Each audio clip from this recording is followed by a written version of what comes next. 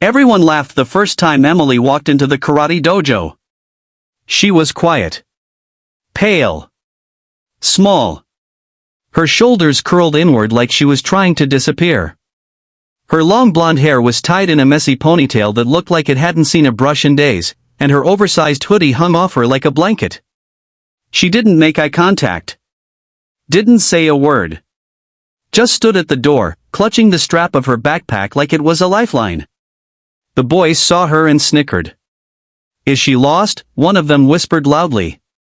"She's probably here to sign up for yoga," said another, laughing. Their ringleader, a loudmouthed 15-year-old named Josh, didn't hold back. "Hey princess, you sure you're in the right place? This isn't ballet." Emily's face flushed, but she didn't respond. She just nodded to the instructor, Mr. Thompson, a patient, middle-aged man who watched everything silently. He motioned her in, gave her a uniform, and told her to join the beginners on the mat. Emily had never done anything like this before. She wasn't athletic. She wasn't strong. She had spent most of her life avoiding attention. Moving from town to town with her single mom, always being the new girl, always being the target. Anxiety had followed her like a shadow since 3rd grade. It clung to her chest, made her voice shake when she spoke, made her hands sweat when anyone looked her way. But something in her had changed the day she saw a girl at school stand up to a group of bullies, not with fists, but with strength. Calm. Control. Emily had gone home, found the nearest dojo online, and begged her mom to sign her up. Her mom had stared at her, eyebrows raised, but eventually said yes. And now here she was. In a class filled with boys who towered over her and mocked her every step. The first few weeks were brutal. Josh and his gang, Caleb and Tyler, never missed a chance to trip her, laugh when she fell, or mimic her soft voice in high-pitched squeals. They were loud.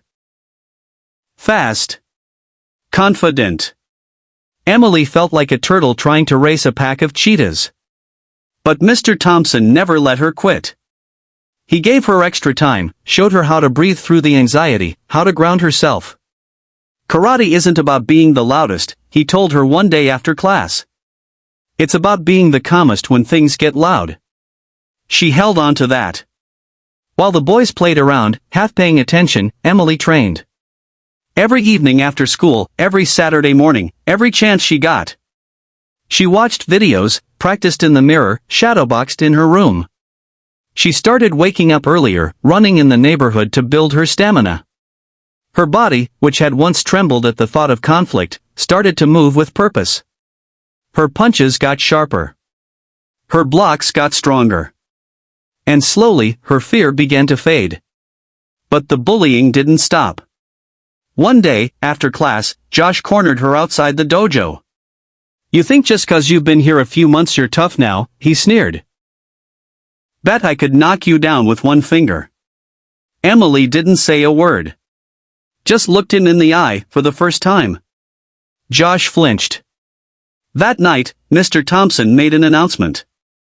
"Next week," he said, "we'll be holding friendly sparring matches to test your progress." Josh grinned. "I want Emily." Everyone laughed. The day of the match came.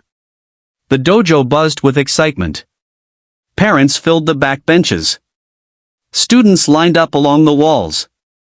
Emily stood on the mat, calm, focused, the noise fading around her.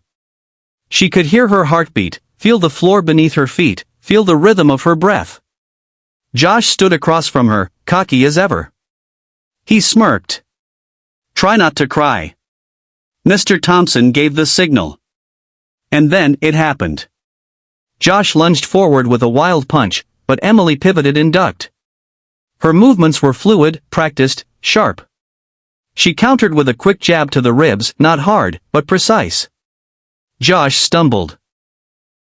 He came again, louder this time, but Emily blocked him cleanly, spun around, and delivered a soft but decisive sweep to his legs. He hit the mat. Everyone went silent. Josh scrambled up, red-faced. Charged again. This time Emily moved faster, sidestep, palm strike, knee block, pivot, and with a final controlled strike to his shoulder, Josh was on the ground again. This time, he stayed there. 60 seconds. That's all it took. The dojo was silent for a beat. Then a slow clap started. One of the younger girls. Then more. Then everyone. Even Mr. Thompson was smiling. Josh didn't say a word. He didn't have to. His defeat was louder than any insult he'd ever thrown. After class, as Emily was packing up, Caleb walked up to her. "Hey," he said awkwardly. "That was kind of awesome." Emily just nodded. From that day on, everything changed. The whispers stopped. The laughter died down. The boys who had mocked her now asked her for tips.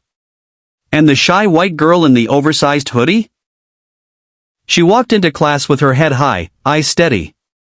Not because she wanted revenge.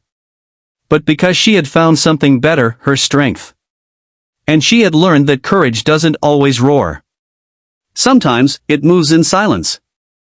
Trains in secret. And strikes when it's ready.